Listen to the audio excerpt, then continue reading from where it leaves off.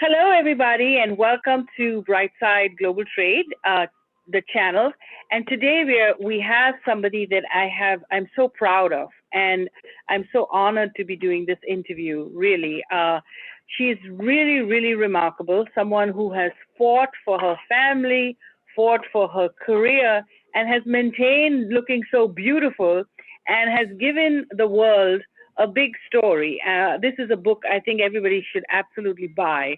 It is just um, heartbreaking, but she has come out of a very long journey to being able to now give you some great advice about how to be a great mom, a great wife, and have a career and produce a book. So this is something that is very dear to both Elton and me, and we have Elton in the studio. Hello, hello. We're just delighted to have Ann Woodbury with us today, and she's written an incredible book, and the one Surviving Myotonic Dystrophy. Now, that sounds incredible in its own way, but I want you to share with this particular discussion of the book in reference to whatever other challenges that you're personally going through to determine how you survive it, how you overcome it, how you beat it to the point of placement, and so that you can handle the man. And we're excited to have her here. It's going to be a very engaging discussion, and I want you to listen and wisely consider what Ann has to share with us. And so, Ann, we introduce you. Hello, Ann. Tell us about yourself. Tell us about the book. Okay, so I'm the author of Surviving Myotonic Dystrophy, a mother's struggle to care for her family with a rare disease. It just came out on Amazon in both audio and Kindle and paperback last month. And I'm excited about the response I'm getting to it. Awesome. You should be. I mean, what an amazing story. Yes. And, you've articulated in a very rare form, what your issues and confrontations have been, and how you've held everybody together, and and then you've got people's needs that you have to cater to, listen to, understand, and put them in a sequence of order. And and you've done that, and here you are, and you should be taking the credit and the benefit for all that you've been able to do. And in today's culture, keeping our family as the center of our culture is an important aspect. Keeping the family, no matter the areas of disjointedness or the challenges that we face, illnesses or whatever, keeping the family in the center of your development, and that's what mothers do. And yes, you've done a great job with it. Congratulations. So in this video, we want to talk about the discovery. So let's first just put it out there. So for anybody watching this video, if you have been diagnosed with myotonic dystrophy, please write us a comment so that we can invite you to our healthcare conference, and in particular, for you to listen to Ann firsthand about this disease state. For those of you like me who never heard about it until we met Ann, tell us in your own words, what is myotonic dystrophy? So it's a genetic disorder. It's multisystemic. It affects more systems in the body than any disease. It falls under the category of muscular dystrophy. So when you think of Jerry Lewis's telethon and Jerry's Kids, it's one of those. There's 40 different ones, but this is the only one that affects the brain also. Now let's get into your discovery. This must have been a real shock. So when, I know we talked about Michael, so when was the first time that, so let's just go back. So when you got married, you didn't notice anything in your husband? No, it was when you had Michael that the journey began. So let's begin with Michael. So tell us about the childbirth and tell us about the early years. Okay. So with my pregnancy, and this actually is true of all of the pregnancies, but nobody told me anything. I was very large. They always would send me in for tests for gestational diabetes because and I always thought it was just because I'm tiny. I'm 5 feet and I had nowhere to carry it, but I was just always huge. And so then when Michael was born, but before then, I realized I needed to keep having C-sections. I tried not to with the first two, but they both ended up C-sections. So with Michael, I couldn't figure out why I couldn't have my babies normally, but I just surrendered to it. And so when he was born, the doctor, there was a pediatrician there, I'm assuming, and he said that baby's grunting. And they whisked him away, and that's all I knew. And my husband and I were, he was able to be with me. This was the first pregnancy he was able to be with me, my husband. And so we were like, what does that mean? What's the matter? And they said, well, he's having problems breathing. And so that's all we knew. And they put him in they didn't really have NICU, newborn intensive care then, but they put him in where they were giving him oxygen. Yeah. Okay. Yeah. Special feeding. Yeah, right. And so we just knew that he was really sick, but we were at a regular local hospital, and they kept saying to me, as long as he's at this hospital, he's fine. Only the really sick babies go to Primary Children's Hospital, which was a one for really sick kids. Now, where are you located? We're in Utah, Salt Lake City, Utah. Yeah. Okay, Yeah. very good, very good. Okay. Wow. So then, and then you just had these children, and then you started discovering one after the other. That must have been heartbreaking as well as challenging, because your whole life now, from being a regular person, becomes into caring for every single one of them, which was challenging. Did you have any help? Did people come to help you, or did you do this all by yourself? I had my wonderful mother who we were on the phone all the time. And she, of course, didn't know anything about this. Neither did I. We didn't have a diagnosis yet, but she just always believed in me. And so she would always believe what I was saying and cheer me on. So poor mother, a little mother, where did she live? And how many brothers and sisters did you have? So I have 2 sisters and 1 brother, but then my parents adopted a couple of kids. And so one of the girls is a closer sister to me now than the others. Oh, wow, you guys are like big families. Okay. This is like, Thanksgiving must be a big deal at your house. Right. So my mom passed away a year and a half ago, but she has been my champion through all of this. Now, I mean, it's an interesting placement, Anne. But I mean, through that, you must have had some. You probably had these thoughts of, man, why am I doing this? I mean, you know, these could lead to thoughts of doubt, thoughts of inferiority, I mean, all kinds of thoughts. But through that, you plugged through and overcome them to, as you say, surrender to it. Surrender to it. It is the way that it is, and I am who I am, and that's a wonderful thing.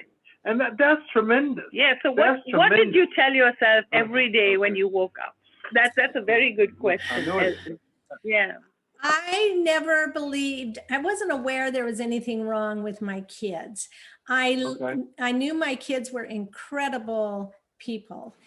And yet I felt like we couldn't fit in society. They didn't want to go to church. I couldn't get them up. They did well in school, but they hated school.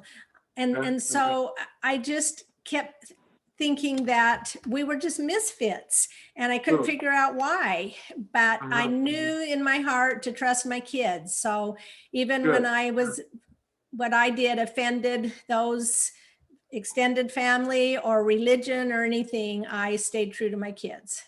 Yeah, because those elements and those conditions can be brutal. Yeah. I mean, because in kids, when it comes to persecuting other children, they don't hold no stops. You know what I mean? And you know, that's a language that youth and children and teens understand. I'm going to get beat up. People are going to talk about me. People are going to say harsh things. But as long as my parents and my mother loves me, I can get through it. I can get through it. That's a big deal. That's a really big deal. That is a very big deal. And I was actually on chapter 3, so it was a good segue. So yes, you talked about school being difficult. Yes, people can be so horrible. Society can be so judgmental without knowing the facts.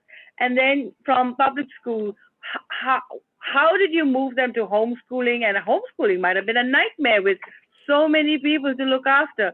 Did you have a schedule? What was it like? I have so many questions about this. Yeah. So when did you make the decision about the public school? Yeah. So my daughter was hurt at school by another classmate, and the school didn't.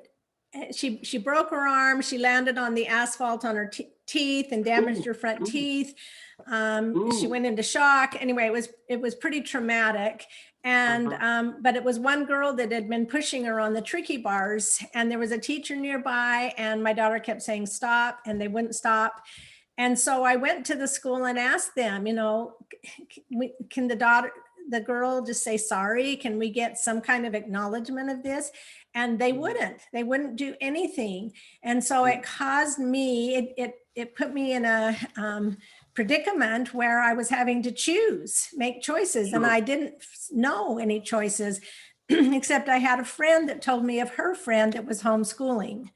And so I got in touch with that friend, and I was told that to homeschool, I don't know about other states, but in Utah, all you have to do is go to the school district and sign a form stating that you'll be responsible for your children, and that you know that you're the one that's accountable, and you don't have to have them tested. You don't have to do anything, just sign that you're taking them home. And so after a bunch of prayer, my husband and I, and he and I getting different answers. He didn't want me to do it. And so I did it. Yeah, I did it anyway. And homeschool was delightful. We did what we called unschooling, and we just learned everything through what we were doing. If you were cooking, you can learn math from that. We'd go to the library all the time. We did lots of fun field trips. It was a very enjoyable thing that we did for 6 years. But I mean, did y'all have an income? Were you working? How did you pay for all this? I mean, I'm just reading your book and I'm like, how in the world would anybody be able to do so much? Yeah. How did you go through that? That is such a big question. Yeah. Well, my husband has a very good job, and he has provided for us very well through all of this. At one point, I thought I needed to help supplement the income, but then when I tried, and I'm dragging kids around in a wagon trying to sell suckers door to door to make some extra money, and I realized, no, that's not my job. My job is to take care of the kids. So he provides very well for us. That is wonderful. Incredibly, when you think about, I mean, I'm sure even now reflecting on what you've gone through and the fights that you've had with community, schools, and internally, how to face the matter and overcome the matter, and, again, making the decision. I don't know. I mean, every day you got to put on your combat boots and your, paraphernalia and decide it's a day of war, because I will do what I need to do to protect my family, and then whatever comes at my door that I'll have to face, I have to find, the armament to meet it, So, I mean, and was there a day that such a thing happened? Or that you can remember, or it's just been that way since you remember? Well, I did have a feeling like almost, diagnosing myself, thinking I was maybe agoraphobic. Is that the right term for people that don't Yeah, want to Yeah. leave the yeah. house? Uh-huh, I uh-huh. couldn't handle going out my front door because of the bombardment with the neighbor that was always trying to sell me something or Sure, sure. Uh-huh, different things like that. But when I was uh-huh, in the safety of my home with my uh-huh. kids, my daughter can make me laugh like no one else can. Okay, Um, okay. my Yeah. oldest was very challenging to raise, Uh-huh. and now in hindsight, he was dealing with low oxygen probably and sleep deprivation. Okay, But okay. at the time, we didn't know that. So he and I adore each other now, but it's because we don't live in the same household. That's an interesting parallel. But I mean, Yeah. that's an amazing access point Yeah. too. That you now, I mean, because it's so weird, that we can come to see the elements of something from a distance than we are when you're right up on it. And but commendably, you have dealt with the matter each concern and circumstance. I mean, and you seem like a very affable person, but you don't seem like you would have ever stormed into the school and just smashed people. How I dare you push my daughter? I Tell us, was tell us, I tell us. was very timid, Uh-huh, and I felt very conflicted because I uh-huh, knew they weren't doing what I needed, and I knew they uh-huh, could, but I uh-huh. didn't seem to have any ability to do any persuading. So it was Oh, okay. easiest just Well, to take you it know in. how it Yeah. is. Yeah, squeaky wheel gets the oil. Mhm. I mean, and Yeah. that's the thing that we learn is that Yeah. okay. I mean, when someone doesn't do, I've got New Yorker in me. What? I mean, what are you doing? Yeah. So I mean, when people aren't doing what they know, and people know what they should and ought to do, but I mean, sometimes they just want to try you. Yeah. Like that. This is their day with you. So So. we'll do two more and then we'll take a break. So church and nutrition. Why did you pick two topics which was interesting? That church probably nutrition played a big role. Yeah. So tell us about that. And I know you've got a dedicated section in the book. Yeah. Is it, I'm just looking at the book It's myself. So chapter 3. Yeah. 3. Okay. Oh, and I put And church we can and take a break and come back to that if you want. oh, Yeah. no, I'm sure that, so religion is a very significant part of my Sure. story. I was raised very conservative, LDS or Mormon, and a woman's place is in the home. That's part of why you Yeah. don't see that, what you Sure. called your New York Yeah. Yeah. way, Yeah. is because that's not what women are supposed to do. Do that. And my father is a Marine Corps pilot, Oh. and Wow. I knew that women were to stay subdued. Okay. And Okay. Okay. Your, there's a way so to your mother not was. be subdued without having to Yeah. raise your voice. And that's with being Sure. Sure. tenacious, which I learned how to do that. Right. Yeah. Right. Well, I don't know. I mean, Yeah. from a standpoint of culture and standpoint of being heard, it's important that everybody understand where everybody's at. Your mother. I mean, so your mother grew up in the same community too, I guess, huh? Yes. Okay. Okay. Very good. Very But good. so tell us about the nutrition, because did they each have to have individual food, or were you able to get a diet that everybody could eat? Or I'm just trying to think. This is like a movie. How did you coordinate lunches and dinners and all that? Yeah. Well, I didn't know anything to do. I didn't have the idea to do separate meals. They didn't have really allergies. Uh-huh. In hindsight, we can see some of the foods that they had issues with, but more my focus on nutrition was for a year, we went without any sugar in our diet.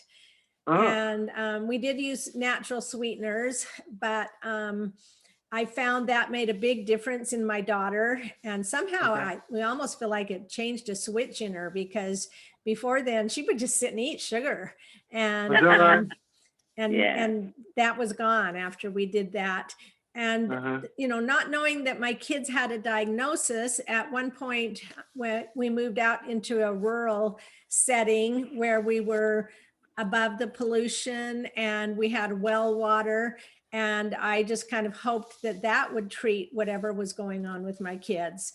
But, you know, nothing seemed to make much difference, but I tried all of them. No, I'm sure. But you tried everything, I'm sure. Yeah, I think you did brilliantly. Yeah, you I really tried do. everything. So we'll take a break and we'll come back to talk about the aftermath. But I'd like to just tell our viewers who are watching this video that Anne has had her whole family affected by this, and being the only one that didn't have it, mytomic dysentropy, the DM.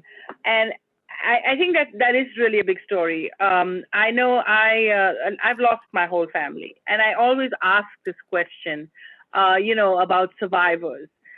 You know, when you think of a plane crash, and then there's one or two people that survive, you know, so sometimes we ask ourselves, why is it that I survived? You know, and when I look around at all the different challenges. So we'll talk about that in the next segment. But meanwhile, if you need to get a copy of Anne's book, it's Anne with an S and woodbury.com. And I really highly, with all that's going on with the pandemic and everybody at home, managing kids, family, and everything, you really want to read this book. And I think, you know, the fact that you fought for your family, the fact that you have a career, I mean, you've been writing a book, and then we'll come into that, and everything that you've done, and you look so pretty and you're smiling, that in itself tells us a lot about what a tough woman you are, and how you came about this. So please get this book. We'll also have it available on the website with the link. So if you're watching, and if you do have a copy, take a photo and put it in the comments so we know that you have a copy of the book.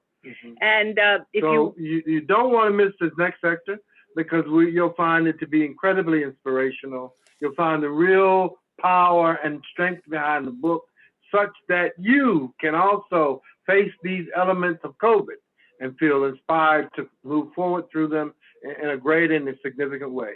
So stay tuned with next sector. Okay, very good, very good.